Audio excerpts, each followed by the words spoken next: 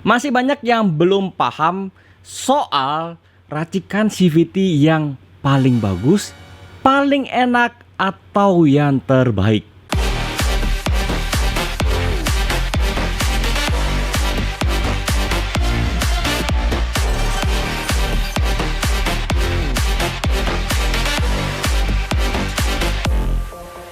Hai guys, aku Andrea Farens. Jadi banyak banget yang memang masih bertanya soal CVT yang menurut mereka tuh pengen yang paling bagus, paling enak, dan yang paling terbaiknya.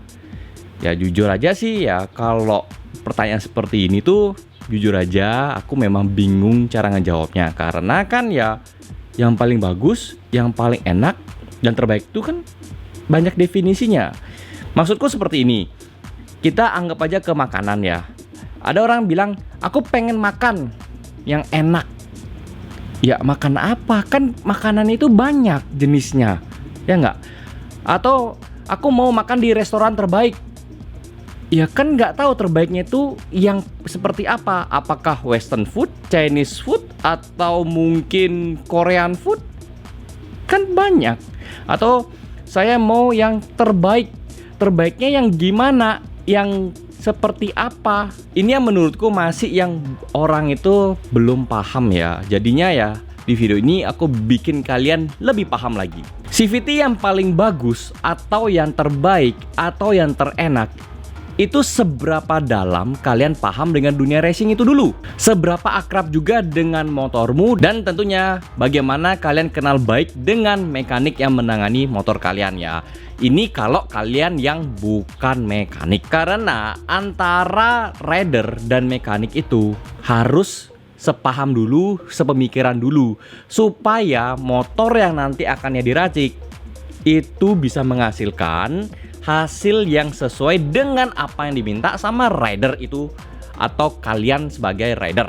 Kenapa aku bisa bilang seperti itu? Karena setiap orang atau setiap rider itu punya riding style yang sangat-sangat berbeda. Bahkan kakak dan adik pun bisa berbeda.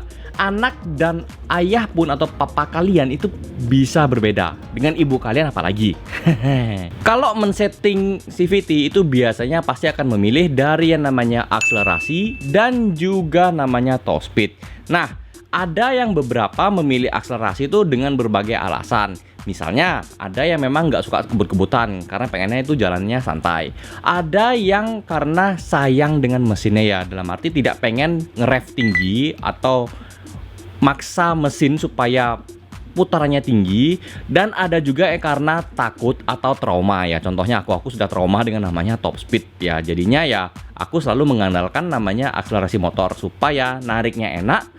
Top speednya nggak peduli, mau hancur juga nggak masalah. Ada yang suka juga dengan namanya top speed. Nah, kalau yang top speed itu rata-rata sih ya karena pengen memacu adrenalin ya, atau kayak mencari kepuasan untuk bisa nyari top speed setinggi-tingginya. Selain juga selera atau berdasarkan riding style, ada juga beberapa faktor seperti kondisi di lapangan. Maksudnya gimana? Gini bro, kalian kan tinggalnya itu ada di dalam kota, ada yang tinggalnya di tanjakan, atau memang ada pekerjaannya itu yang biasanya keluar kota atau yang berada di desa. Nah, ini juga mempengaruhi settingan CVT kalian. Kalau kalian yang dominan berada di dalam kota, otomatis sesuaikan aja dengan yang di kota kalian. Kalau yang di luar kota atau yang sering keluar kota, ya udah sesuaikan juga yang keluar kota. Yang di tanjakan, ya udah sesuai dengan tanjakan, atau yang sering melewati pegunungan seperti itu, ya silahkan. Ada juga yang tinggalnya di desa juga silahkan. Nah, untuk penjelasannya aku sudah pernah dulu bahas ya CVT untuk dalam kota, keluar kota, tanjakan, dan juga di desa. Aku sudah pernah bahas semuanya. Kalian bisa cek di kolom deskripsi ya, itu sudah ada linknya semua, jadi kalian bisa nonton nanti. Lalu bagaimana dengan tahapan settingnya? Jadi menurutku pribadi settingannya CVT itu ada dua ya, yaitu ada yang sifatnya sederhana dan satu lagi yang sifatnya lebih rumit ya, atau kita bilangnya lebih advance atau lebih pro. Dimana kalau kalian yang pengennya ya udahlah sederhana aja, itu cukup aja dengan mengganti roller, per CVT, dan juga per sentry atau per kampas ganda ya. Untuk barang-barang itu contohnya seperti ini, peng ya. Jadi visualnya itu seperti ini, dimana kalian tuh harus coba-coba ya. Untuk rollernya itu ada yang berat, ada yang ringan. persivity-nya dan persentry-nya itu juga ada yang tingkat kekerasannya itu ada. Nah, itu kalian harus eksperimen sendiri, cari yang menurut kalian itu tepat. Itu juga sudah pernah aku bahas sebelumnya, jadi kalian cek aja di kolom description ya. Kalian harus pahami untuk hal yang seperti ini. Walaupun sederhana, tapi jujur aja masih banyak yang kebingungan, banyak yang kelimpungan, nggak nemu bagaimana hasil yang cocok sesuai dengan riding style-nya maupun kebutuhannya. Siapa hayo yang seperti itu? Tulis ya di kolom komentar. Ada juga beberapa yang menambahkan seperti bearing seater ya. Contohnya aku sudah pernah dulu bahas juga, cek di kolom description untuk linknya. Ya aku nggak bakal bahas secara lebar lagi di sini. Untuk yang lebih rumitnya itu kalian bisa namanya mengganti puli ya. Entah kalian ganti yang di primary atau bagian depan atau yang secondary atau di bagian belakangnya. Nah, itu kalian juga harus eksperimen sendiri ya. Karena untuk pulinya ini sebenarnya juga ada dua jenis, yaitu ada yang sifatnya aftermarket atau cetakan pabrikan yang benar-benar dicetak oleh mesin. Ada yang custom ya, atau sistemnya itu dibilang bubut. Nah, itu ada plus minusnya ya. Aku juga sudah pernah bahas sebelumnya itu seperti apa ya. Linknya semuanya sudah ada di kolom description, jadi nanti kalian bisa nonton semuanya. Lalu juga ada pergantian kampas ganda dan V-belt. Nah, untuk kampas ganda dan V-belt ini memang aku belum bahas secara khusus, tapi nanti bakalan aku bahas ya. Itu juga ada semacam kelebihan dan kekurangannya, jadinya ya ditunggu aja videonya. Lalu juga ada yang namanya pergantian gear ratio ya. Gear ratio itu apa ya? Mungkin kalian berpikir loh, di Matic ada gear ratio ya? Ada, nggak cuman di motor manual ya, di motor Matic juga ada gear ratio, cuman memang konsepnya berbeda. Jadinya untuk yang gear ratio aku sudah pernah bahas sebelumnya. Link ya pokoknya cek aja di kolom description lah ya. Pokoknya banyak, kalian bisa nonton tuh nanti, puas-puasin lah kalian nonton ya. Jadinya dengan pergantian part-part seperti itu tuh menghasilkan memang hasil yang berbeda ya. Ada yang menguatkan di akselerasi, ada juga yang menguatkan di top speed ya. Kalian harus memilih di antara dua ini, karena apa? Tidak bisa memilih keduanya, harus pilih salah satunya. Lalu berapa lama eksperimennya ya tergantung sih ya. Kalau kebetulan cepet ya enak ketemu. Kalau lama ya udah memang harus eksperimen lagi ya. Karena hanya dengan 3 part dasar aja ya, roller, persivity, dan persentry yang sudah aku bilang tadi itu ya jujur aja masih banyak kelimpungan. Apalagi kalau kalian yang sudah mainnya pulley, mainnya bearing seater, gear ratio dan sebagainya, ya itu masih gak nemu-nemu juga. Ya memang racing itu kejam bos ya. Beneran, kalian itu harus bener-bener eksperimen. Karena motorku aja ya, aku sih bocoran ya, saat ini motorku sudah bore up. Sekarang masih dalam tahap settingan yang terbaik untuk saat ini ya. Jadi untuk kontennya bore upnya nanti bakalan mudah-mudahan dalam beberapa hari ke depan ya, paling lama 1 minggu ini. Apalagi banyak yang curhat ya ke aku ya, dia itu sudah pasang roller, persivity, per kampas ganda, bearing seater, pulley custom, apalagi gear ratio segala macam bla bla bla, tapi hasilnya itu nggak sesuai harapan ya. Karena ya jujur aja sih ya, kayak mungkin salah satunya itu dia tuh mengcopy dari seseorang yang katanya enak, katanya terbaik, katanya yang bagus, tapi begitu dipasang ke motornya enggak ya. Itu salah satunya. Dan juga memang kurang mengetahui tentang CVT ya. Jadi kayak ngasal aja, asal jeplak gitu aja, dan kayak mengira bahwa dengan settingan yang head-on seperti itu langsung dipasang, oke, jadi kayak manut-manut gitu aja. Begitu coba sama orangnya udah pasti gak enak ya, nggak sesuai dengan harapan, karena kan ya nggak sesuai. Faktornya adalah pertama, riding stylenya sudah pasti nggak sama ya, sudah aku jelaskan sebelumnya. Yang kedua adalah kurangnya edukasi. Misalnya kalian itu sukanya top speed, tapi kalian nyontek itu akselerasi atau sebaliknya, ya udah nggak enak kan. Yang ketiga adalah asal jeplak, asal masang aja, pokoknya dikira dengan part-part yang nilainya tinggi bakalan bagus. Enggak, belum tentu ya, belum tentu. Jadi kalau asal jeplak ya hasilnya juga asal-asalan. Dan aku juga nggak bilang ya kalau semua bengkel itu nakal ya. Maksudnya gimana? Gini ya, aku tuh sering banget denger kabar ya, denger curhatan itu, dia pergi ke bengkel A gitu misalnya, dia nyoba di sana, wah dikasihnya itu bener-bener yang kacau balau. Kemudian dia pergi ke tempat B, itu diedukasi dulu.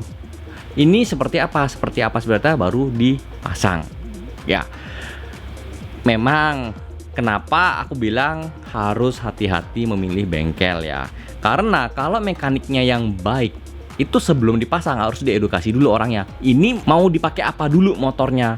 Nah, itu bakalan dipelajari dulu bersama. Kalau sudah dapat titik tengahnya, baru namanya dirakit. Sesuai dah ya. Itu kemungkinan besar hingga 80% pasti cocok.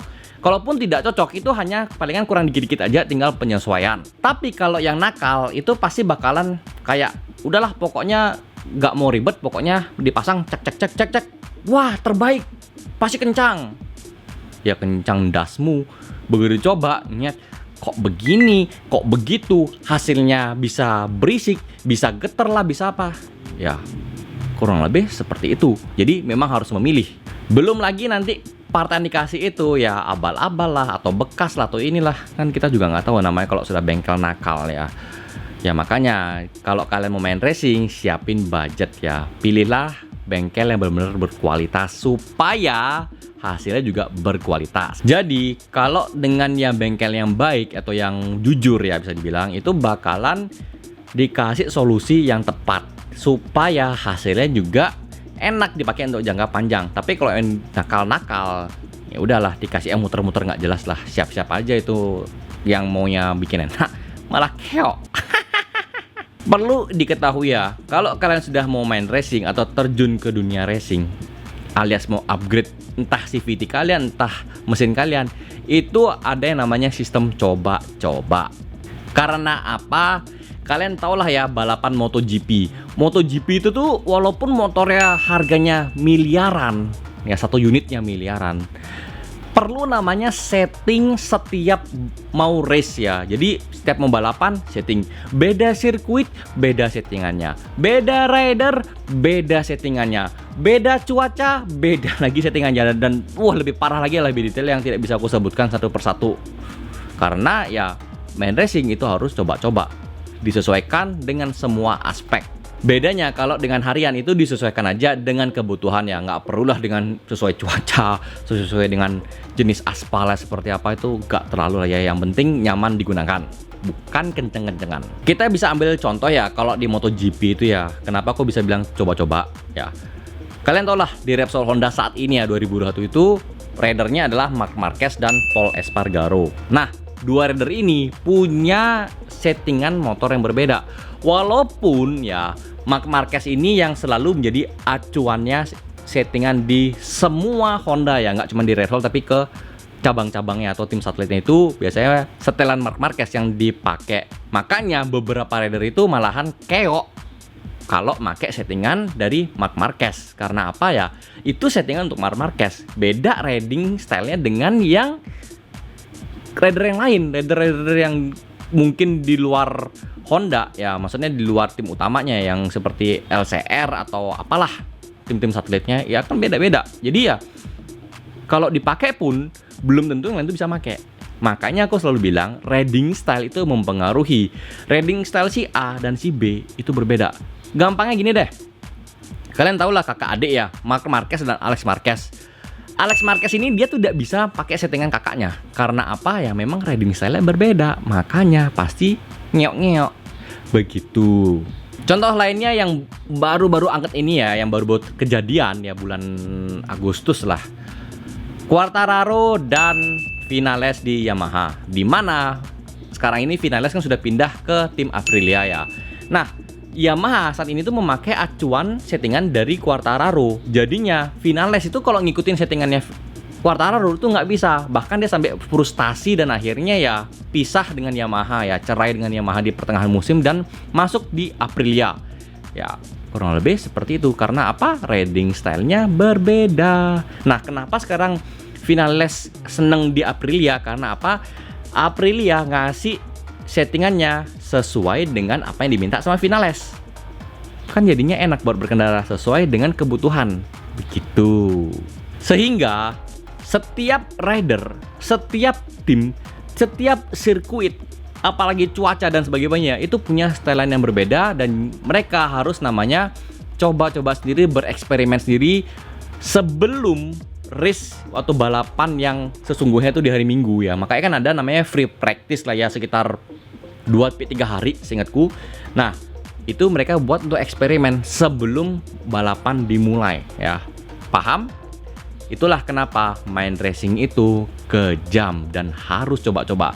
Kalau kalian yang tidak mau sistem coba-coba dan tidak mau ngeluarin duit buat main racing, please jangan main racing daripada kalian yang susah dan kalian juga nyusahin orang lain.